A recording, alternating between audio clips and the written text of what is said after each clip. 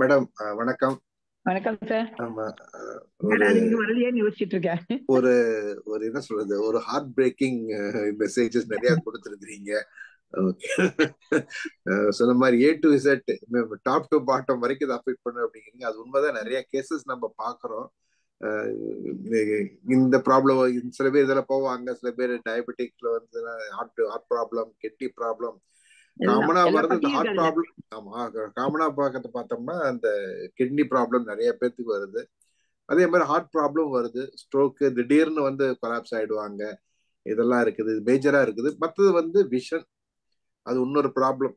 ஆப்தலமாஜி, இன்னும் ஆப்தலமாஜிக்கு இது வந்து ரொம்ப அஃபெக்ட் ஆகி விஷன் அஃபெக்ட் ஆகுது.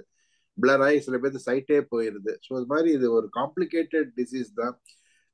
பட் கண்ட்ரோலிங் இஸ் வெரி வந்துருச்சு வந்துருச்சு வந்து due to so many reasons. அது நம்ம எங்கர் ஏஜ்ல வந்து வி டோன்ட் பாதர். அப்போ வந்து what is not to be taken we take.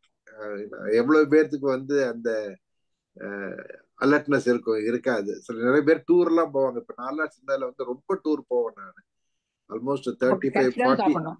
ஆமா, 30-40 இயர்ஸ் வரைக்கும் நான் சுத்தாத நாடு கிடையாது, சுத்தாத ஊரும் கிடையாது.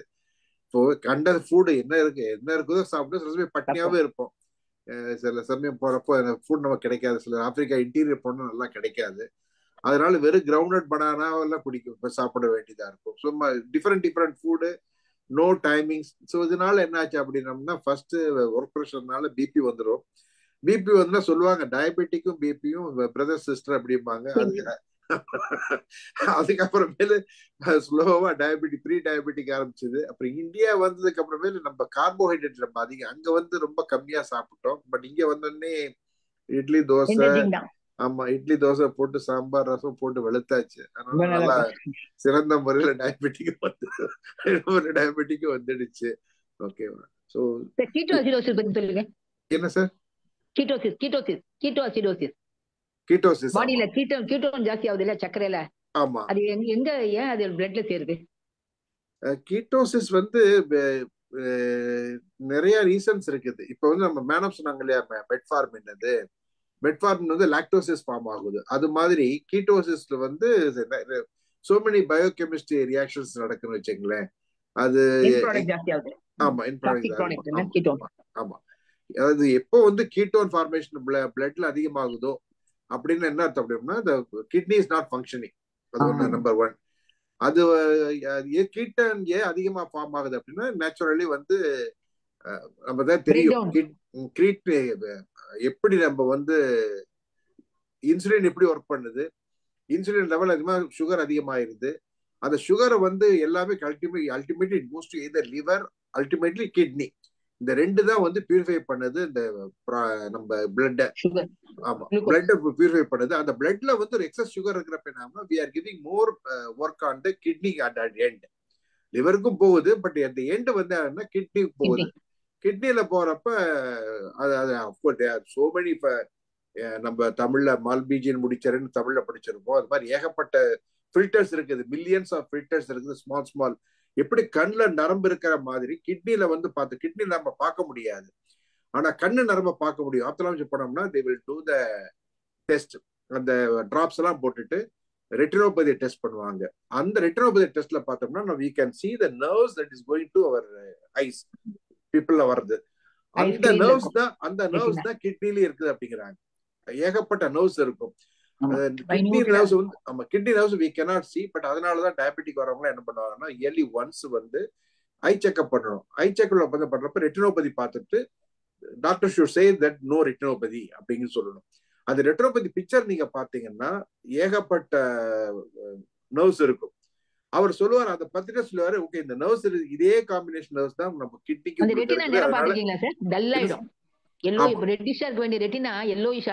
வெள்ளையாயி it will lose its vitality. அப்ப பாத்தீங்கன்னா நரம்பெல்லாம் அப்படியே திக்கண்டா தெரியும்.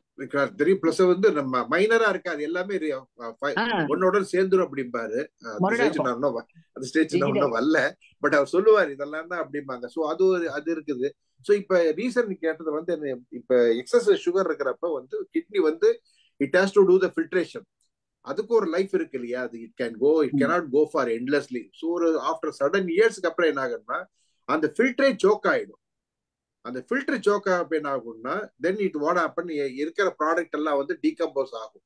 அதாவது what is suppose to be digested into எக்ஸ்ங்கிறது வந்து எக்ஸ் பிளஸ் ஒய்யா மாறும். அந்த எக்ஸ் பிளஸ் ஒய்ங்கிறத கீட்டோனா ஃபார்ம் ஆகும். அந்த கீட்டோன் வர்றப்பதான் ஆமா that goes into blood, then நிறைய ப்ராப்ளம் வரும் வச்சுக்கலேன்.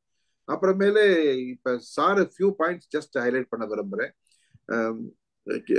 சப்போஸ் இந்த யாராருக்கு வந்து மார்ஜினலா இருக்கிறாங்களோ அவங்க எல்லாம் இயர்லி ஒன்ஸ் வந்து அந்த A1C once in 6 months once in இயரோ A1C பாக்குறது நல்லது. அது இட்ஸ் ஆல்வேஸ் குட் தான், அது பேட்னு சொல்ல முடியாது. It's not because of they are charging collective money. நீங்க A1C டெஸ்ட் நீங்க லேப்ல கொடுத்துக்கலாம். யூரின் டெஸ்ட், பிளட் டெஸ்ட் கொடுத்து A1C பாரு. யூரின் டெஸ்ட் நார்மலா பார்த்தாவே ரொட்டீன் டெஸ்ட்ல நமக்கு தெரிஞ்சிடும். ஸோ அது இயர்லி ஒன்ஸ் பார்க்கலாம்.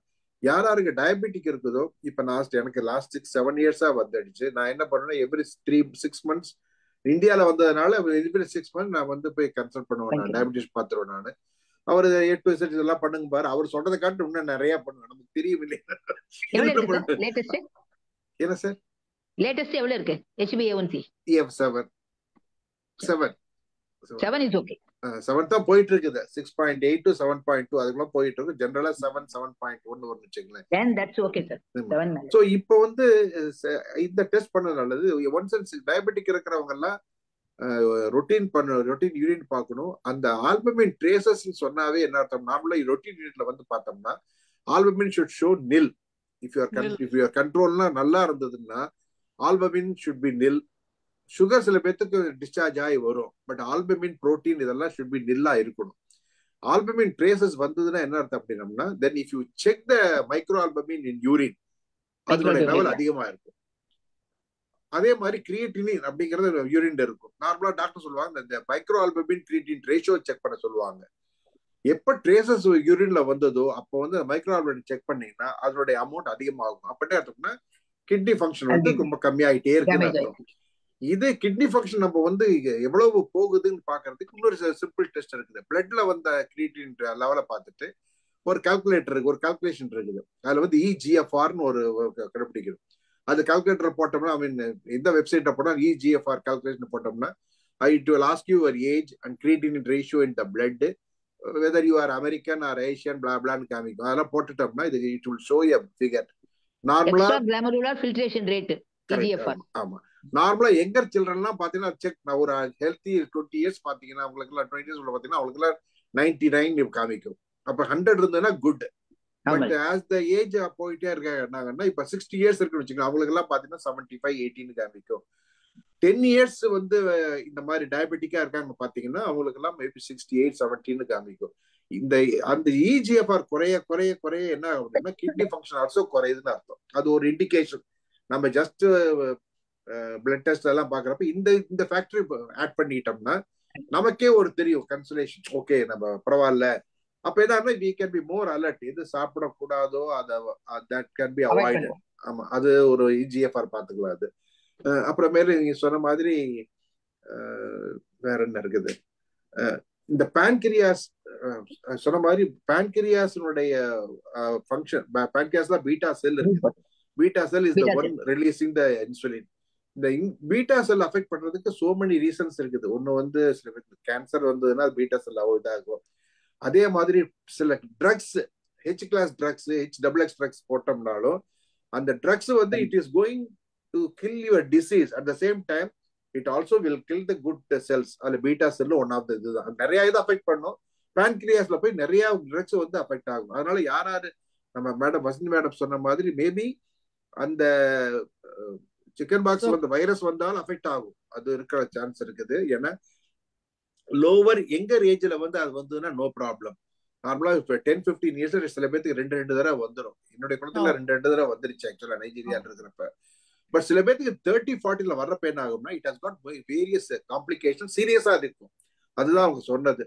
அந்த சீரியஸா இருக்கிறப்ப எந்த வைரஸா இருந்தாலும் it will go and hit the attack the cell தான். இது எப்படி நம்ம கொரோனா வைரஸ் போய் அடிக்கிற மாதிரி ஒவ்வொரு வைரஸுக்கும் ஒரு கெப்பாசிட்டி இருக்குது, கேப்டிவிட்டி இருக்குது இருக்கும். ரெண்டாவது வந்து அதை அவாய்ட் பண்றதுக்கு கொடுக்குற ட்ரக்ஸ் வந்து சில சமயம் என்ன ஆகும் அப்படின்னம்னா it has got its own sensitive effect. அது கூட அஃபெக்ட் பண்றது சான்ஸ் இருக்குன்னு வச்சுக்கலாம். ஸோ அது ஒண்ணு இருக்குது.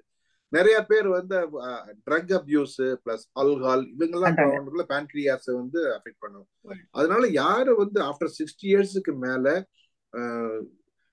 நிறைய மெடிசன் எடுத்துக்கிறோம் இல்லையா, நம்ம இந்த மாதிரி மெட்ஃபார்மின் ஏகப்பட்ட அது கூட வரும் சார். Immuno suppressant எடுத்துக்கிறாங்கல்ல. ஆமா, எய்ட்ஸ் அவங்களுக்கு எல்லாம் பேன்கிரியாஸ் போயிடும். ஆமா, அது போயிடும். அது இருக்குது. இப்போ வந்து நம்ம டாக்டர்கிட்ட போனோம்னா, இப்ப எனக்கே நான் 3 டேப்லெட்ஸ் தான் முதல் இன்சுலின் தான் நான் போட ஆரம்பிச்சேன் நான். But I find it very horrible. முதல்ல கொடுத்தனே நல்லா இருந்தது.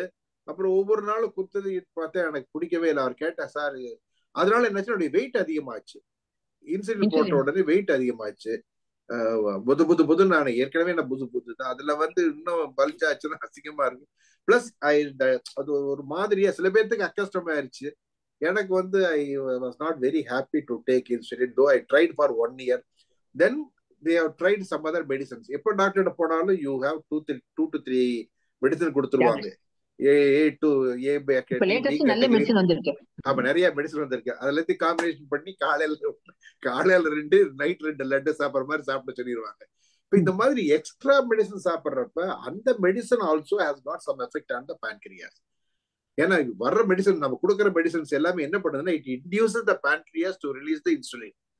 ஓகேவா?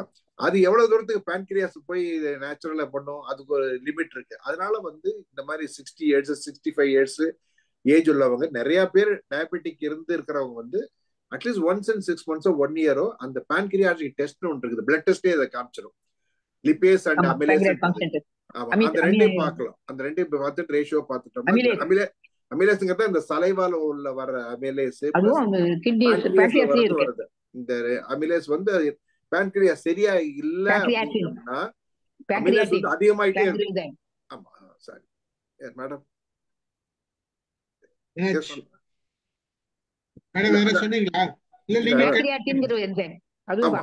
சோ இந்த என்சைம்ஸ் வந்து ரொம்ப ரொம்ப அதிகமாச்சு அப்படின்னா இட் இஸ் நாட், அப்படின்னா அது அஃபெக்ட் ஆகுதுன்னு அர்த்தம். அதை பார்க்கணும்.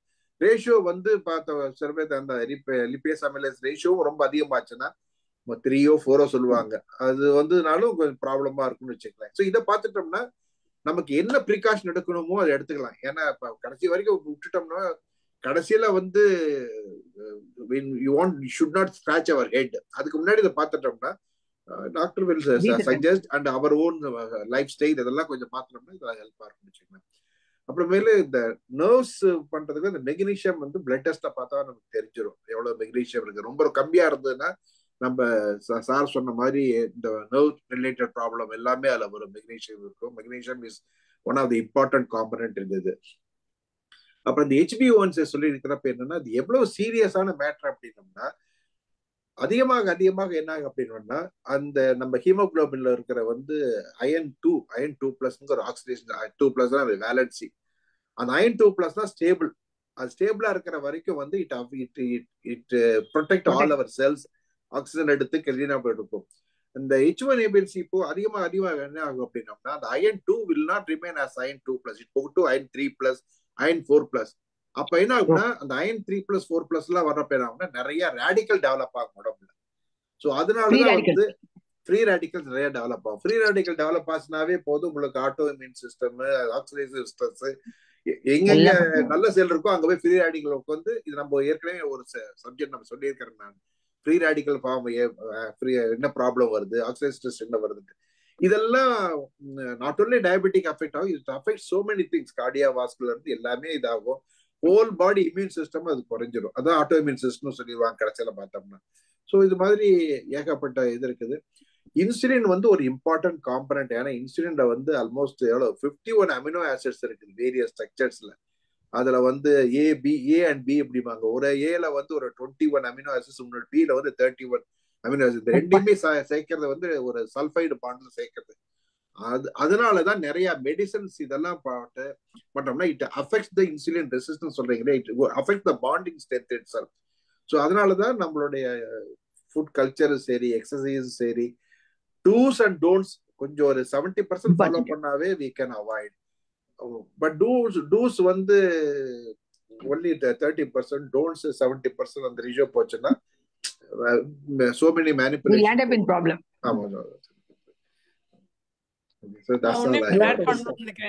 ரொம்ப நல்லா சொன்னீங்க ஸ்ரீதர் சார். டாக்டர் ஒன்னே மாதிரி ஒன்று பேசிட்டீங்க. ஆமா, நிறைய இன்ஃபர்மேஷன் கரெக்டா எடுத்து சொன்னாங்க. நான் ஒன்னே ஒன்று நீங்க ஆட் பண்ணணும்னு நினைக்கிறேன். கீட்டோ அசிடோசிஸ்லயே டயபெட்டிக் கீட்டோ அசிடோசிஸ்னு ஒன்று வருது. ஆமா, அது வந்து இம்மீடியட் ஹாஸ்பிட்டலைசேஷன் இல்லாட்டி ரொம்ப டேஞ்சரஸ். அது வந்து எமர்ஜென்சி அது. எமர்ஜென்சி. அதை வந்து எல்லாரும் புரிஞ்சுக்கணும் அது என்னன்ட்டு. அதை நீங்க கொஞ்சம் சொல்லுங்க சார், சொல்லுங்க மேடம். இல்லாட்டி அது ரொம்ப ஹை லெவல் சுகர் இருக்கும்போது அந்த கிட்னி ஃபங்க்ஷன் கம்ப்ளீட்டாக போகும். இல்லாட்டி பிளட் சுகர்லேருந்து என்ன முதல்ல சைன்ஸ் வந்து வாமிட்டிங், கிடினஸ். ட்ரபிள். ஆமாம், கிடினஸ் வாமிட்டிங், இந்த ரெண்டும் வந்து உங்களோட பிளட் சுகரும் 400 கீழே வரல அப்படின்னா அது கீட்டோசிஸ். எமர்ஜென்சி. ஆமாம், நீங்கள் அதை பற்றி கொஞ்சம் சொல்லுங்க. எனக்கு கீட்டோன்ஸ் பத்தி புரிஞ்சுது. கீட்டோன்ஸ் வந்து secreted by kidney to the blood to the urinary system. But when it is not digested and it is not secreted well and it has gone back to your blood, ketosis வந்துருது. Ketosis is very dangerous. அது end stage failure, renal failure மாதிரி கொண்டு விட்டுரும். ஆமா, அது diabetic பேஷண்ட்க்கு ரொம்ப கேர்ஃபுல்லா இருக்கும். அசிட்டோன் நம்ம ருட்டீனா யூரின் அல்புமின் சுகர் அசிட்டோன் பார்க்கணும். அந்த அசிட்டோன் செக்ரேட் ஆகாம இருந்ததுன்னா, செக்ரேட் ஆகாம பிளட்ல இருந்ததுன்னா அது கீட்டோசிஸா மாறிடும். சார் சொன்ன மாதிரி இந்த டயபெட்டிக் கீட்டோ அசிடோசிஸ் வந்து ஆல் ஆஃப் அ சடன் உண்டாகும் டயபெட்டிக் பீப்புளுக்கு. அதனால அது ரொம்ப ரொம்ப டேஞ்சரஸ். இது ஏன் இப்படி சொல்றேன் அப்படின்னா, எனக்கு தெரிஞ்ச ஒருத்தங்க போயிட்டாங்க. எனக்கு ஒரு தடவை டயபெட்டிக் கீட்டோ அசிடோசிஸ் ஃபார்ம் ஆகி நான் ஹாஸ்பிட்டலுக்கு போனேன். அவங்க என்னை அட்மிட் பண்ணாங்க. அப்போதான் என் பையன் சொன்னான், என் mom it is a very dangerous thing, good you went to the emergency அப்படின்றாங்க. ஆமாம், எமர்ஜென்சி சொன்னான். அது வந்து உங்களுக்கு வந்து டயபெட்டிஸ் இன்சுலின் பண்ண கொஞ்சம் கூட ஒர்க் ஆகலை. ஆனால் வந்து பிளட் சுகர் வந்து கீப் ஆன் ரைசிங். 200 இருந்தாலே தப்புங்கிறாங்க. 250 போனால் கூட 250லேயே நிறைய நேரம் இருந்திருக்கு, அது கீழே வரலங்கும்போது வாமிட்டிங்கும் இருக்குது, அப்புறம் வந்து கிடினஸும் இருக்குன்னா immediately you have to go to the emergency or anywhere to check diabetic ketoacidosis. So இது இங்கே சொல்லணும்னு நினச்சேன். ஏன்னா நிறைய பேர் நம்ம ஊரில் வந்து ஒரு ஐடியா வச்சுருக்காங்க, 250 போனால் ஒன்றும் இல்லை, அது தானே கீழே வரும், 300 போனால் ஒன்றும் இல்லை அப்படிலாம் நினைக்கிறாங்க. ரொம்ப ரொம்ப தப்பு இது. Absolutely not allowed. ஸோ அதை வந்து இங்கே சொல்லணும்னு நினச்சேன், அதனால தான் சொன்னேன். தேங்க்யூ. ஓகே, நார்மலா அந்த பிளட் டெஸ்ட் பீரியாடிக்கலா பண்ணிட்டு இருக்கீங்க இல்லையா? Once in 6 months. அதாவது ஒரு ஸ்டேஜ் வந்து 6, 7, 8 years நம்ம வந்து இந்த மாதிரி டேப்லெட் எல்லாம் சாப்பிட்றவங்க வந்து minimum once in 6 months we should do all the blood test. அது especially renal functional test, RFC அப்படிம்பாங்க. அதுல வந்து பிளட் யூரியா காமிக்கும். அதை வச்சே நம்ம சொல்லிடலாம் கிட்னி எவ்வளவு தூரத்துக்கு ஃபங்க்ஷன் பண்ணுது அப்படின்ட்டு. அது ஒரு இம்பார்ட்டன்ட் டெஸ்ட். பிளஸ் அது இல்லாம it will also gives you electrolyte composition like sodium, potassium, bicarbonate, chloride எல்லாமே அதில் காமிக்கும். அது இந்த எல்லாமே பேலன்ஸா இருந்ததுன்னா then ketone formation will be very less. அது வர்றது ரொம்ப சான்ஸ் கம்மி தான். அன்லஸ் திடீர்னு நம்ம வந்து ஒரு 15 ஜிலேபி டெய்லி சாப்பிட்றோம் அப்படின்னோம்னா தென் இன்சுலின் கேனாட் கண்ட்ரோல் இல்லையா, நீங்க போடுற இன்சுலின் பத்தாது. அந்த மாதிரி சமைச்சுக்கு வந்து எக்ஸ்ட்ரீமா போற சான்ஸ் இருக்குது.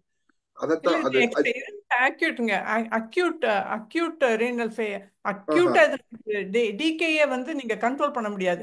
டிகே வந்து இப்போ உங்களுக்கு இன்ஃபெக்ஷன் இருந்துச்சு, காய்ச்சல் இருந்துச்சு வச்சுங்க, உங்களுக்கு ஃபீவர் இருந்துச்சு, நீங்க ஆர்டினரி ஃபீவர் நினைச்சிட்டு இருப்பீங்க. ஆர்டினரி ஃபீவர் நினைச்சுக்கிட்டு நீங்க சாப்பிடாம இருப்பீங்க. சாப்பிடாம இருக்கிறதுனால நீங்க இன்சுலின் போட்டுக்காம இருப்பீங்க. சாப்பிடாம இருக்கிறீங்க, மருந்தும் எடுத்துக்கல, இன்சுலினும் போட்டுக்கல, ஆனா உங்க சுகர் மேலே ஏறிட்டே இருக்கு, உங்களுக்கு தெரியாது. ஏன்னா நீங்க செக் பண்றதே இல்லை. இப்போ சுகர் மேலே ஏறிட்டே இருக்கு, அப்போ என்ன ஆகும், வாமிட்டிங் இதெல்லாம் வந்தோடனே இது வந்து emergency. Within 6 hours you will collapse. Within அந்த மாதிரி ஒரு ஸ்டேஜுக்கு போறதுக்கு வாய்ப்பு இருக்கு. டிகேஏங்கிறது ரொம்ப சீரியஸ். ஜென்ரலா என்ன சொல்லுவாங்க அப்படின்னம்னா, when our body is healthy, நார்மலா இருக்கிறப்ப any attack, it could be malarial attack, parasite, or it could be any virus attack, or it could be any other things, நம்ம பாடி உடனே ரியாக்ட் பண்ண ஆரம்பிச்சிடும். அந்த ஸ்டேஜ்ல வந்து அந்த that stage can cause so many havocs. இப்போ அதே மாதிரி சொன்ன மாதிரி மலேரியால வருதுன்னு வச்சுக்கோங்களேன், வந்ததுன்னா fever will sustain for 2 days. It will go to 4 days. If you don't arrest the fever in 4th day, it goes to cerebral malaria. You will dead. அப்படியே freeze ஆயிடும் கம்ப்ளீட்டா. ஸோ அது மாதிரி there are so many things are there. அதனாலதான் whenever we have a symptoms, அது வர்றப்ப வந்து we should not ignore, we should not simply take paracetamol. அது விடக்கூடாது, அது ரொம்ப தப்பு. அந்த சிம்டம்ஸ் வந்த உடனே செகண்ட் டேவே you should find out what could be the reason. சில பேருக்கு வந்து நம்ம கிட்னி ஸ்டோன் ஃபார்ம் ஆகிற ரீசன், சில பேருக்கு யூரின் ட்ராக் இன்ஃபெக்ஷன் சிவியரா வர சான்ஸ் இருக்கு. சில பேர்லாம் விட்டுருவாங்க, போய் பண்ணா பஸ்டல்ஸ் வந்து லேக்ல போயிட்டு இருக்கும். அவங்களுக்கு வந்து it will affect the whole thing. அதே மாதிரி மலேரியல் பாராசைட் ஹோல் ஆப்பிரிக்கால வந்து the death rate of malarial is very high, even though so much of malarial tablets are there. இருந்தாலுமே they just take it and leave it for 4 days, 5 days, 6 days. 6th day they collapse. ஏன்னா ஒரு ஸ்டேஜுக்கு மேல வந்து இதாகாது. It will go, parasite will go and hit your brain at the end. Cerebral malaria அப்படின்னு அது போயிட்டு அது உள்ள போச்சுனாவே finish அது. So அது மாதிரி so many things are there, as you said, it's correct. But one has to be alert. அவ்வளவுதான், வேற ஒண்ணும் இல்லை. அது அலர்ட் இல்லாதப்ப வரும். வந்ததுனால உடனே இந்த மாதிரி வந்ததுன்னா உடனே ஹாஸ்பிட்டல் போனோம்னா அட்லீஸ்ட் நீங்க சொன்ன மாதிரி they will give a proper treatment to get rid of this problem. Emergency பண்ணிடுவாங்க. யாரு வந்து இக்னோர் பண்றாங்களோ முடியலன்னு அவங்களுக்கு வந்து it could be fatal. அது there's no doubt about it. In fact, anything can happen at any time. There is no doubt. அதுதான் நம்மளுடைய ஆக்சுவலா கடவுளுடைய படைப்பை. நம்ம இது ஒரு பெரிய, நம்ம உடம்பு வந்து பெரிய ஒரு factory, multi disciplinary industries and factories. ஏன்னா இண்டஸ்ட்ரியில போனோம்னா தான் சில இடத்துல வந்து பாலிமரைசேஷன், சில பேர் இதும்பாங்க, ஏகப்பட்ட டெர்மினாலஜி. பட் நம்ம பாடியில வந்து இது உண்மையாவே தேங்க்ஸ் டு நேச்சரா அல்லது யாருக்கு சூப்பர் பவரா இதுல வந்து இட் இன்வால்வ்ஸ் எவ்ரிதிங். நீங்க நம்ம கெமிஸ்ட்ரியில படிச்சாலும் சரி, பயோகெமிஸ்ட்ரி படிச்சு என்னென்ன படிக்கிறோமோ உலகத்துல என்னென்ன இண்டஸ்ட்ரி இருக்கும் எல்லாம் உள்ள இருக்கு. அதுதான் இது வந்து இருக்கு. So அதனால any smallest change it will try to balance by itself, but it cannot balance for long. 2 days 3 days balance பண்ண போக அப்புறமே whole thing will இதாகும். இப்ப நிறைய பேர் பார்த்திருப்போம், அந்த ஹாஸ்பிட்டல் வந்து திடீர்னு டயாலிசிஸ் பண்ணிட்டு இருப்பாங்க, அவங்க வந்து விட்டுருவாங்க. அப்புறமே போறப்ப என்ன ஆகும்னா டப்புன்னு எல்லாம் சோடியம் எல்லாமே குறையும், என்னதான் பண்ணாலும் நிக்காது. இட் வில் பி ஃபெட்டல் தான் at the end. ஸோ அது மாதிரி it's a big process. Thank you. நம்ம உடம்பு வந்து எப்படி நம்மளை வந்து பாதுகாக்குது அப்படின்னு சொன்னா, இப்போ லோ கிளைசமிக் வரும்போது, ஹைப்போ கிளைசமிக் வரும்போது உங்க பாடி ஆட்டோமேட்டிக்கா உங்களை எழுப்பிடும். உங்களை வந்து ஏதோ ஏய் போய் பாரு, உனக்கு சரியில்லை, உனக்கு கை நடுங்குது, கால் நடுங்குது, அப்புறம் ஹார்ட் பீட்டு டாக்கிகார்டியா வரும்.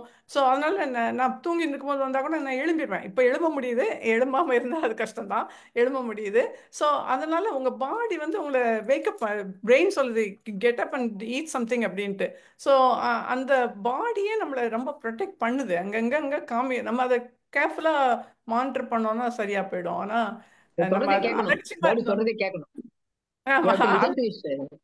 கரெக்ட், அலட்சியமா இருந்தோம்னா கஷ்டம் தான். பிரெயின் சொல்லுதுங்களே wake up and eat something.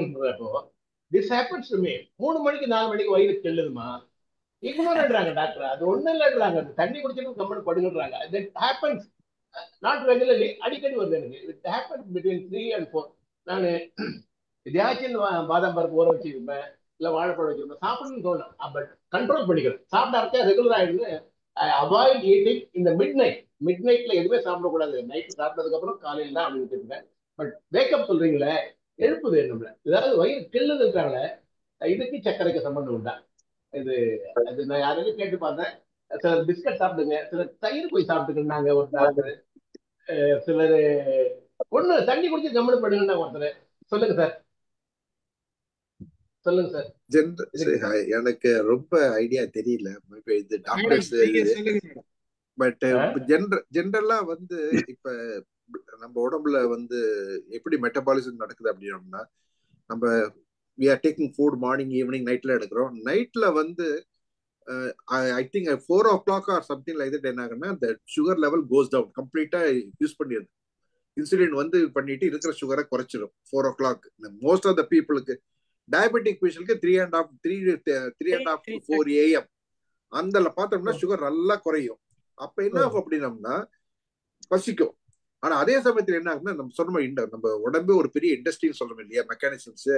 உடனே லிவருக்கு சென்ஸ் சிக்னல்ஸ் டு லிவர் போட்டு கொஞ்சம் கிளைக்கோஜன் அனுப்பு அப்படிங்கும். ஏன்னா சுகர் குறைஞ்சிக்கிட்டே இருக்கு. அது உடனே டப்புன்னு அனுப்பிச்ச உடனே கிளைகோஜன் பண்ணி then it comes as a குளுக்கோஸா மாறி then you will become normal. அப்பதான் நீங்க தண்ணி குடிக்கணும்னு சொன்னீங்க இல்லையா, 3 o'clock 4 o'clock கூட, அது that is more than sufficient நினைக்கிறாங்க. I don't know, but that's what normally I do. இப்போ வந்து நீங்க I have done lot of research on this reading. 4 o'clockல ரீடிங் நான் பார்ப்பேன் நான். ஏன்னா எனக்கு வந்து I want to see what exactly is happening, why the hell is ஹேப்பனிங்ட்டு. நைட்டு படுக்கிறதுக்கு முன்னாடி இப்ப ஒரு நிறைய டேப்லெட் காலம் போட்டு வச்சிருப்பேன் நான். ரேண்டம் பார்ப்பேன் நான், மார்னிங் ஈவினிங் ஆல்சோ ரேண்டம் பார்ப்பேன். அதே மாதிரி நைட்டு ஃபுட்ஸ், ஏன்னா நைட் ஃபுட் நம்ம 8-7 o'clock சாப்பிடுறது இல்லை. அதான் பெரிய பிக்கஸ்ட் ஹேண்டிகேப். 10 o'clock தான் சாப்பிடுவேன். அதனால சில சமயம் இந்த 12 o'clock என்ன சுகர்னு பார்ப்பேன் நான். சில சமயம் நான் வந்து 4 o'clock என்ன எங்க இருக்குது பார்ப்பேன் நான். 4 o'clock பார்த்தோம்னா நல்லா குறைஞ்சிருக்கும். அதே 4 o'clock 5 o'clock பாத்தீங்கன்னா, இப்போ லெட் அஸ் சே 4 o'clock சுகர் வந்து 18 வச்சுங்க, 5 o'clock பாத்தீங்கன்னா 100 காமிக்கும். 6 o'clock பாத்தீங்கன்னா 120 போயிடும். ஏன் அப்படின்னம்னா அந்த குளுக்கோஸ் லெவல் நம்ம குறைஞ்ச உடனே லிவர் வந்து பம்ப் பண்ணுது. லிவர் பம்ப் பண்றது வந்து என்ன, there is a relation between லிவருடைய கெப்பாசிட்டிக்குமே நம்மளுடைய இந்த HbA1c அந்த கிராமர்லாம் இருக்குங்க, அதெல்லாம் இருக்குது.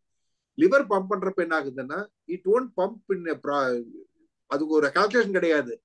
குறைஞ்சது அப்படின்னா டப்புன்னு பண்ணும். பம்ப் பண்ண உடனே என்ன ஆகுதுன்னா அந்த லெவல் வந்து 4 o'clock மேல இன்க்ரீஸ் ஆயிடும் நம்ம குளுக்கோஸ். அது வந்து யூ ஆர் ஹாப்பி, ஓகே, நல்லா தூங்க ஆரம்பிச்சிடும் வச்சுக்கலாம். அதனாலதான் 4 o'clock இப்போ சுகர் பாத்தீங்கன்னா எப்பவுமே கம்மியா இருக்கும். நார்மல் ஆர்டர் கம்மியா இருக்கும். டயபெட்டிக் அளவு 4 o'clock சுகர் பாத்தீங்கன்னா யூல் பி வெரி ஹாப்பி. ஆமா. அதுக்கப்புறமே 7 o'clock பாத்தீங்கன்னா அது வேலையை காமிச்சு மேல போயிடும்.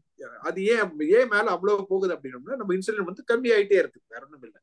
சோ அதனாலதான் என்ன சொல்றாங்க, லிவர் கொடுக்கிற கிளைகோஜனுக்குமே இன்சுலின் வர்ற லெவலுக்கு கண்ட்ரோலா இருக்கணும். அது அதை கண்ட்ரோல் பண்றதுதான் டயபெட்டிக் கண்ட்ரோல்னு பேரு. அது நல்லா இருந்ததுன்னா ரெண்டுக்கும் தெர் இஸ் அ பேலன்ஸா இருக்கும். நம்ம எப்போ வந்து டயபெட்டிக் கண்ட்ரோல் இல்லை அப்படின்னா கிளைகோஜன் பாட்டு வந்துகிட்டு இருக்கும், இன்சுலின் கம்மியா இருக்கும். அப்ப என்ன காலையில பார்த்தா சில பேருக்கு 150 160 எல்லாம் காலையில ஏர்லி மார்னிங் ஃபாஸ்டிங் சுகர் வர்றது காரணம் அதுதான் காரணம், வேற ஒன்றும் இல்லை. பட் இது ஒன்றும் பண்ண முடியாது. ஏன்னா இது பண்றதுக்கு ஒரே ரீசன் வந்து என்ன பண்ணணும், நைட் வந்து they have to take insulin again. Night insulin எடுத்தாங்கன்னா மேடம் சொன்ன மாதிரி 2 டைப் இன்சுலின் இருக்கு, ஒன்று ஷார்ட் ஒன்று லாங்னு ஒன்று இருக்கு. அந்த லாங் எடுத்துட்டாங்கன்னா தென் இட் சஸ்டைன்ஸ் டில் இந்த மார்னிங் பாத்தீங்கன்னா 100ல வரும் இருக்கு. ஆனா அது பெயின் எடுத்து நீங்க போட்டுக்கிட்டு இருக்கணும் பேசிக்கலி. இதுக்குதான் டான் சிண்ட்ரம் அப்படிங்கிறாங்க. அதாவது டான் சிண்ட்ரம் அப்படிங்கிறது வந்து மார்னிங் ஏன் சுகர் ஹையா இருக்கு அப்படிங்கறத அவங்க சொல்றதுக்கு இதான் ரீசன் சொல்றாங்க. இந்த நைட் வந்து நீங்க இன்சுலின், இப்போ நான்லாம் நைட் இன்சுலின் எடுத்துக்கிறேன். Okay, night long acting insulin எடுத்துக்கும் போது அப்படியும் கூட எனக்கு ஷார்ட் ஆக்டிங் லாங் ஆக்டிங் ரெண்டும் சேர்ந்து எடுத்துக்கிறதுனால 3 o'clock 3:30 4 இந்த ரேஞ்சில் எனக்கு கீழே போகும், கட்டாயமே கீழே போகும். ஆனால் ரொம்ப கீழே போச்சுன்னா நான் ஏதாவது சாப்பிட்றேன். இது ரொம்ப கீழே போக 70ல இருந்தால் கூட நான் சாப்பிட்றது இல்லை. ஏன்னா அது காலையில் லிவர் கிக் பண்ணணும்னு தெரியும் எனக்கு, அதனால விட்டுறது. ஸோ இதெல்லாம் நம்ம புரிஞ்சுக்கிட்டோம் அப்படின்னா இதுதான் இதனால தான் இப்படி இருக்குன்னு புரிஞ்சுக்கிட்டோம்னா நம்ம பயம் இல்லாமல் இருக்கலாம். அதுக்காக நீங்கள் 70 இருக்கும்போது நீங்கள் ஒரு நிறைய சாப்பிட்டீங்கன்னா காலைல 300க்கு போயிடும், இல்லை 200க்கு போயிடும் இன்சுலின்.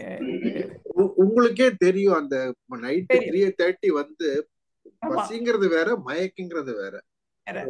ஓகே, அந்த நீ சொல்றீங்க இல்லையா, என்னமோ வயித்த கில்லா அது வந்து ஓகே தான். பட் மயக்கம் வர்ற மாதிரி இருந்ததுன்னா then it has really gone down. ஏன்னா நீங்க ஒவ்வொரு நாளும் நீங்க செக் பண்ணிட்டு இருக்க மாட்டீங்க என்ன வருதுன்ட்டு. ஸோ இந்த சிம்டம்ஸ் வச்சுக்கிட்டு நீங்க பாத்துக்க வேண்டியதுதான். 2 நாளைக்கு இந்த மாதிரி 3 நாளைக்கு பசிக்குது லைட்டா 3:30 4 o'clock நீங்க தண்ணி குடிச்சு படுத்த அடுத்த நாள் ஓகே அப்படின்னம்னா இட்ஸ் ஓகே தான். பட் அந்த 3:30 4 o'clock ரொம்ப ஸ்வெட்டிங் வந்து ஹைப்போ வந்ததுன்னா அப்ப பிஸ்கட் நீங்க சாப்பிடறது நல்லது. அது அப்படி எல்லாம் இல்ல, பசியோடு தூங்குங்க சார். பசியோடு 7 மணிக்கு படிச்சு 11 மணிக்கு 10 மணிக்கு பசியோடு ஸ்லீப் ஹங்கிரின்றாங்க. Is that correct sir? 3 மணிக்கு முன்னாடி 10 மணிக்கு தூங்குறீங்களா, 7 மணிக்கு சாப்பிடுறாங்க. அந்த பசியோடு தூங்குங்கன்றப்போ மிட் நைட்ல பசி வரக்கூடாதுன்றாங்க, வரக்கூடாதுன்றாங்க. அப்படிங்களா சார்? அவை கரெக்ட்? பசியோடு தூங்குங்க காலைல. எனக்கு அது தெரியாது, நான் நைட் பட் நல்லா முக்கிட்டு தான் படுத்துங்க, நல்லா சாப்பிடுவேன். நீங்க வந்து 7:30க்கு நீங்க 7க்கு சாப்பிட்டீங்கன்னா நீங்க 10 o'clock ஒரு சின்ன ஸ்நாக் சாப்பிடலாம், நீங்க சாப்பிட்டுட்டு படுத்துக்கலாம், அது ஓகே. ஆனா 10 o'clock அப்புறம் நீங்க 12 o'clock மட்டும் சாப்பிட முடியாது. சரி அட்லீஸ்ட் ஒரு 9:30க்கு ஒரு சின்ன கொஞ்சம் ஹாஃப் மில்க்கோ இல்லை உங்களுக்கு சுகர் இல்லாதனால ஏதாவது குடிச்சிட்டு படுத்தீங்க அப்படின்னா அது ஓகே உங்களுக்கு தான். எங்களுக்கெல்லாம் வேற, உங்களுக்கு வேற. ஆனால் 12 o'clock தான் நீங்கள் 9க்கு தான் சாப்பிடுவேன், 12 o'clock திருப்பியும் சாப்பிடுவேன் அப்படின்னா அது தப்பு. நீங்கள் 7 மணிக்கு கம்ப்ளீட் ஃபுட்டை முடிச்சுட்டு 9 o'clock கொஞ்சம் ஏதாவது ஒன்று ஒரு சஸ்டெயின் பண்ணுறாப்புல கொஞ்சம் சாப்பிட்டுட்டு படுத்துருவீங்க, அது பரவாயில்ல. 10 o'clock படுக்கிறதுக்கு முன்னாடி ஒரு வாழைப்பழம் சாப்பிடலாம்ல? வாழைப்பழம் ரொம்ப ஜாஸ்திங்க, டயபெட்டிக் இருக்கவங்க சாப்பிடுங்க. டயபிட்டிஸ் கிடையாது, அவருக்கு டயபிட்டிஸ் கிடையாது. சார் ஆமா. பழைய 4 பாட்டு நான் இப்ப ஒரு 1/2 மணி நேரம் பாட்டு கேடுங்க, கூட கிரவுண்ட் நட் அடிச்சு வாயில போட்டுருங்க 10 மணிக்கு. அது படுத்து தூக்கம் எல்லாம் வந்துருக்கு சார். மேடம் என்ன சஜஸ்ட் பண்றீங்க சாருக்கு, சிவகுமார் சாருக்கு? பாலமேல் சார் டாக்டர் சொல்றேன். பாலமேல் மேடம், மிட் நைட் 3 மணிக்கே வயிறு கிள்ளுது சார். எத்தனை மணிக்கு சார் டின்னர் சாப்பிடுறீங்க சார்? 8:30 9 சாப்பிடுங்க. 8:30 அப்போ 8:30 to 8:30ல இருந்து 9க்குள்ள சாப்பிடுங்க சார். இப்ப சாப்பிட்டு வந்தாச்சு நான் 8:30 கரெக்டா போயிடுவேன். பாலமேல் மேடம் கேக்குதா? நாராயணசாமி சார் இல்லையா? நாராயணசாமி சார் இல்ல, அவரு கொஞ்சம் பிஸி. அவர் கொஞ்சம் நேச்சுரல் ட்ரீட்மெண்ட் சொல்லுவாருன்னு பார்த்தேன். இவங்க வந்து முதல்ல சாப்பிட்டே லேட்டா சாப்பிடுறாங்க, அவங்க சாப்பிடுறதே லேட்டா தானே சாப்பிடுறாங்க. சாப்பிட்டுட்டு திருப்பி ஒரு 5 hours 6 hours அவங்களுக்கு எப்ப தூங்க போறீங்க சார்? நீங்க 9க்கு சாப்பிடுறீங்க, 12 மணிக்கு 12 மணி 3 மணி நேரம் கழிச்சு தூங்குறீங்க. ஏன் 12 ஏன் அதை முன்னால பண்ண முடியாது அவங்களால? அது ஹேபிட் ஆயிடுச்சு மேடம். அதுதான் எனக்கு டைம். இந்த 9 to 12 பழகிடுங்க, மாத்தி பழகிடுங்க சார். 10 மணி 10:30க்கு சார் தூங்குற மாதிரி பழகிங்க. ஆக்சுவலா ஏஜ் ஆக ஆக அந்த 10 o'clock to 3:30 வரைக்கும் சில ஆர்கன்ஸ்க்கு ரெஸ்ட் தேவைப்படுது. அப்ப வந்து நம்ம நீ தூங்குனீங்கன்னா இட் டஸ் இட்ஸ் ஃபங்க்ஷன். நம்ம முடிச்சிருக்கிறப்ப என்ன ஆகுதுன்னா it will not do its function properly. அப்போ வந்து அதனாலதான் சொல்லுவாங்க ஒரு ஏஜுக்கு மேல ஆக ஆக நார்மலா ஜெனரலாவே நைட் சாப்பாடு சாப்பாடு சீக்கிரம் முடிக்க சொல்றாங்க. சீக்கிரம் முடிக்கிட்டு சீக்கிரம் படுறாங்க. ஆமா 10 o'clock படுத்து தூங்கிருங்க. நீங்க 12 வரைக்கும் உட்காந்து பழைய பாட்டு, எம்ஜிஆர் பாட்டு, சிவாஜி பாட்டுலாம் அதுதான் சார் எனக்கான நேரமே. வீட்டுல எனக்கு கிடைக்கிற ஒரு ஃப்ரீ டைம் அதுதான் சார். இப்ப இங்க ஈவினிங் 7ல இருந்து நைட்டு 12 வரைக்கும் தான் என்னுடைய நேரம். பகல்ல எல்லாம் வீட்டோட நான் டெய்லி அந்த ஆக்டிவிட்டியோட இருக்க வேண்டியிருக்கு. Okay sir, thank you sir, thank you பண்ணுங்க. ஆக்சுவலா இன்னொரு ரீசன் வந்து இந்த மாதிரி நான் almost 40 years my sleeping time is only 1 AM 12:30 to 1. Last 35-40 years அதுதான் ஸ்லீப்பிங். அதனால என்ன ஆகுதுன்னா it disturb so many cycles.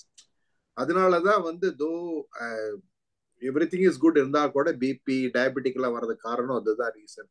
ஏன்னா இந்த மாதிரி 12:30 1 மணிக்கு படுக்கிறதெல்லாம் it's not good. That mean you are not allowing the system to function. நீங்க பாட்டுக்கு ஒர்க் பண்றப்ப என்னாங்கன்னா அதுவும் it won't match with your own thing இல்லையா?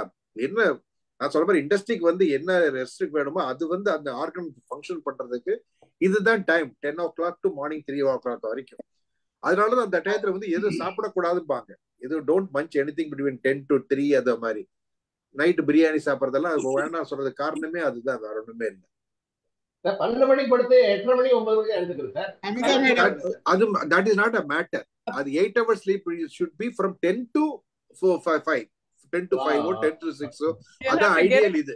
ஆமா 6 o'clock எழும்பிரணும் சார். 5:36 you have to wake up. Amita madam சொல்லுங்க, என்ன சொல்றாரு? சார் எனக்கு என்னன்னா நம்ம ஸ்ரீதர் சார்ட்ட தான் கேட்கணும்னு நினைச்சேன். ஐயோ நான் டாக்டர் கிடையாதுங்க, மேடத்தை கேளுங்கள். இல்ல சார் உங்களுக்கு தான் கேட்கணும். இது ட்ரீட்மெண்ட் எல்லாம் ஒண்ணும் கிடையாது. இங்க இப்போ சொன்னீங்கல்ல சார் நள்ளிரவு, அதாவது இரவு 10 மணில இருந்து 4 மணி வரைக்கும் இல்ல 3 மணி வரைக்கும் ஓய்வு எடுக்கிற நேரம் அப்படின்னு 4 o'clock வரைக்கும் அப்படின்னு சொன்னீங்கல்ல. இப்ப சார் நைட் டியூட்டி போறவங்க இருக்காங்க. இப்ப மற்ற சில நாடுகள்ல வந்து பகல் பொழுது ரொம்ப அதிகமாக இருக்கக்கூடிய நாடு, இரவு பொழுது கம்மியா இருக்கிற நாடு, அந்த மாதிரி பகுதிகள்ல எல்லாம் அந்த நிலையில ஏதாவது மாற்றங்கள் நிகழுமா சார்? இல்ல இப்படியே தான் எல்லா இடங்கள்லயும் அந்த உடல் அமைப்பு இருக்குமா? Human body is human body. அது வந்து it won't change except the capacity and the resistance will differ from race to race. இப்போ ஆப்பிரிக்கான்னு பார்த்தீங்கன்னா அவங்களுடைய capacity resistance totally different. Asians டிஃபரெண்டா இருக்கும். அதே மாதிரி maybe Europeans will be different. ஏன்னா அவங்களுடைய ஒவ்வொரு constitution plus food style right from the beginning அதெல்லாம் இருக்கு இல்லையா. இப்போ வந்து நீங்க ஆப்பிரிக்கால பாத்தீங்கன்னா ஃபுல்லா பீஃப் தான், சின்ன குழந்தை பீஃப் அடிக்கும். டெய்லி பீஃப் ப்ரோட்டீன் தான், ப்ரோட்டீன் இஸ் ரிச் அங்க, protein rich and sugar is very very less. அதனால மோஸ்ட் ஆஃப் த ஆப்பிரிக்கன் சிரிச்சாங்கன்னா பல்லு அப்படியே பளிச்சுன்னு இருக்கும், நமக்கு பல்லே தெரியாது. மேடம் ஸோ அது மாதிரி ஒவ்வொருத்தரும் இது யூரோப்பியனை பார்த்தீங்கன்னா அவங்க வந்து they also take lot of meat, various type of food plus இருக்கும். Plus they also take lot of drinks. இப்போ நீங்க வந்து பீஃப் எல்லாம் சாப்பிடும்போது அந்த செரிமானத்துக்கான நேரம் ரொம்ப அதிகமா எடுக்கும் தானே. இப்போ அதுக்கு தான் அவங்க எடுக்கிறாங்கல்ல, ரெட் வைன் அடிக்கிறாங்களே. ஓ அமுதா மேடம், இங்க வந்து டின்னர் டைம் வந்து 5:30. எல்லாரும் 5:30 மணிக்கு சாப்பிட்டுருவாங்க. 6 o'clock நிறைய யூரோப்பியன்ல முடிச்சாங்க. அமெரிக்கன் டின்னர் டைம் வந்து 5:30. நீங்க குழந்தைங்க வெளியில விளையாடி இருக்கும்போது அம்மாக்கள்லாம் 5:30 மணிக்கு டிராவிஸ் வா, ராஜர் வா, Pete come inside, Steven come inside கூப்பிட்டுட்டே இருப்பாங்க. Evening 5:30 dinner time. இங்க 5:30க்கு சாப்பிட்டுருவாங்க. ஆமா, 6 o'clock 6:30க்கு அவங்க முடிச்சிருவாங்க சாப்பாடை. யாருமே லேட்டா சாப்பிடுறது இல்லை இங்க. எல்லாமே இங்க கடைகள்லாம் போனீங்கன்னா 9 மணிக்கு ஒரு கடையும் திறந்திருக்காது, எல்லா கடையும் மூடிடுவாங்க. கடையே திறந்திருக்காது, 9 o'clock மூடிடுவாங்க. வீட்டில் அப்புறம் ஸ்கூல் வந்து காலையில் 6:15 அவங்க பஸ்ஸுக்கு நிற்கணும், 6:15 பஸ்ஸுக்கு நிற்கணும் எல்லாரும் வெளியில. அதனால இவங்க முதலையே சாப்பிட்டு குழந்தைங்களாம் நம்மளும் இப்படி மாறிடுவோம் இங்கே வந்தா. ஏன்னா குழந்தைங்களை காலையில் எழும்பி பஸ்ஸுக்கு நிற்காட்டி பஸ் விட்டுட்டு போயிடும், அப்புறம் நம்ம தான் கொண்டு விடணும் ஸ்கூல்ல. அதனால எல்லாரும் மனுஷங்கள்லாம் மாறிடுவாங்க, அவங்களோட லைஃப் ஸ்டைலே. எத்தனை மணிக்குமா சாப்பிடுவாங்க அப்போ? என்னங்க மார்னிங் எத்தனை மணிக்கு சாப்பிடுவாங்க? மார்னிங் எழும்புன அவங்க என்னோட பையன் வளரும் போதும் சரி, இப்ப பேரன் பேத்தியும் சரி 5 மணிக்கு எழும்பிடுவாங்க. ஏன்னா அவங்க வெளியில அவங்க கொண்டு விட்டுட்டு போறாங்க. இப்ப சின்ன குழந்தைங்களா இருக்கிறதுனால என் பையன்லாம் 6:15க்கு அவன் வெளியில நிக்கணும் பஸ் வரத்துக்கு. அப்ப காலையில் எழும்பின உடனே ப்ரஷ் பண்ணிட்டு அவங்க நேராவே ஒரு சீரியலோ ஒரு பிரெட் ஸ்லைஸோ பாலோ சாப்பிட்டுட்டு அவங்க லஞ்ச் முதலே பேக் பண்ணி வச்சிருவோம், அதை எடுத்துட்டு போயிடுவாங்க. அவங்க அவ்வளவுதான் டைம் இருக்கும் அவங்களுக்கு. காலையில 5 மணிக்கு எழும்புனாங்கன்னா 6:15க்குள்ள அவங்க சாப்பிட்டுட்டு குளிச்சுட்டு எல்லாம் பண்ணிட்டு போறதுக்கு டைம் சரியா இருக்கும். மத்தியானம் அவங்க எல்லாமே சீக்கிரம் பண்ணிடுவாங்க. ஸ்கூல் வந்து 7:45க்கு ஆரம்பிச்சிடும், அப்புறம் 3:15க்கு முடிஞ்சிடும். 3:15க்கு ஸ்கூல் முடிஞ்சிடும். வீட்டுக்கு வருவாங்க, கொஞ்ச நேரம் விளையாடுவாங்க. 5:30க்கு சாப்பாடு, 6 o'clock சாப்பிட்டுட்டு அவங்க ஹோம்ஒர்க்லாம் பண்ணிட்டு படுத்து தூங்கிடுவாங்க. மத்தியானம் 12 o'clock 11:30லேருந்து ஆரம்பிச்சிடும் லஞ்ச் ஸ்கூல்ல. 11:30க்கு ஒரு பேட்ச் சாப்பிடும், அடுத்த 12க்கு இன்னொரு பேட்ச் சாப்பிடும். எல்லாரும் கேஃப்டீரியால தான் சாப்பிடுவாங்க. ஸோ அங்கே வந்து எல்லாரும் அகாமடேட் பண்ணுறதுக்காக 2 பேட்சாக பிரிப்பாங்க அவங்க. அந்த இங்கே வந்து ஏர்லி டின்னர் வந்து எல்லாரும் ஏர்லி டின்னர் தான், யாருமே லேட்டாக சாப்பிட மாட்டாங்க. நம்ம இந்தியன்ஸ் தான் நம்ம லேட்டாக சாப்பிட்டுட்டு இருப்போம், அவங்கெல்லாம் சாப்பிட்டு முடிச்சிருவாங்க. அதுக்கப்புறம் வந்து மேபி பால் இல்லை ஏதாவது குடிச்சுக்குவாங்களா இருக்கும். எல்லாரும் 8 மணிக்கு தூங்கிடுவாங்களே, 7:30 மணிக்கு என் பிள்ளைங்களாம் தூங்கிடுவாங்க. 7:30 பெட் டைம். 7:30 பெட் டைம் எங்கள் பையன் வீட்டில். 7:30க்கு அப்புறம் அந்த பிள்ளைங்க அவங்களுக்கே தெரியும், எல்லாருக்கும் குட் நைட் சொல்லிட்டு போயிடும், அவங்க ரூமுக்கு போயிடுவாங்க அவங்க. ஸோ 7:30 பெட் டைம், 8 o'clock தூங்கியாச்சு, காலையில் 4:30 5 மணிக்கு எழும்பணும் இல்லை எல்லாரும். ஸோ இந்த மாதிரி பழக்கம் வந்து ஒரு விதத்துல என்ன நல்லதுன்னா, அவங்களுக்கு ரெகுலரா அப்படியே சாப்பிட்டு அப்படியே தூங்கி பழக்கிறதுனால லேட்டா யாருமே இருக்கிறது இல்லைங்க. அது எப்போ இந்த லேட்டா இருக்கிற பழக்கம் வருது அப்படின்னா, காலேஜுக்கு போறதுக்கு முந்தி இருக்கிறாங்க பாருங்க, அந்த படிக்கும்போது அந்த 9th grade 10th grade வரவங்க கொஞ்சம் லேட்டா இருக்கிறாங்க. மற்றபடி எல்லா குழந்தைங்களும், சின்ன குழந்தைங்களும் சரி பெரியவங்களும் சரி சீக்கிரம் சாப்பிட்டுருவாங்க. கடையெல்லாம் ஒண்ணுமே திறந்திருக்காது. நம்ம ஊர்ல 9 மணிக்கு அப்புறம் வெளியில போய் சாப்பிடுறோம்ல, இங்க சாப்பிட முடியாது. ராத்திரி 2 மணி 1 மணி 3 மணி இங்க சாப்பிட முடியாது. ஒண்ணுமே திறந்திருக்காது, எல்லாமே மூடிடுவாங்க. 9 o'clock எல்லாம் மூடிடுவாங்க. முடிச்சுக்கலாமா? சரிங்க, ஐ திங்க் முடிச்சுக்கலாம்னு நினைக்கிறேன். அலமேல் மேடம் போயிட்டாங்க அவங்க டின்னருக்கு. Thank you sir for listening and இருக்காங்க, ஆனா க்ளோஸ் பண்ணிட்டாங்க. Dinner time listening very nice. ரொம்ப மகிழ்ச்சி மேடம், நன்றி. நல்ல உரை, நல்ல இது, நீங்க நல்ல பிரசன்டேஷன் கொடுத்தீங்க. அதுக்கப்புறம் நல்ல டிஸ்கஷன் கூட, ஒரு நீண்ட ஒரு வித்தியாசமான ஒரு கலந்துரையாடல். எல்லாருமே நல்ல மகிழ்ச்சி. நன்றி. கலந்து கொண்ட அனைவருக்கும் நன்றி. உங்களுக்கும் நன்றி. ரொம்ப நன்றி சார். ஸ்டீஃபன் சார், உங்களுக்கு தான் ரொம்ப மேடம். ஸ்பெஷல்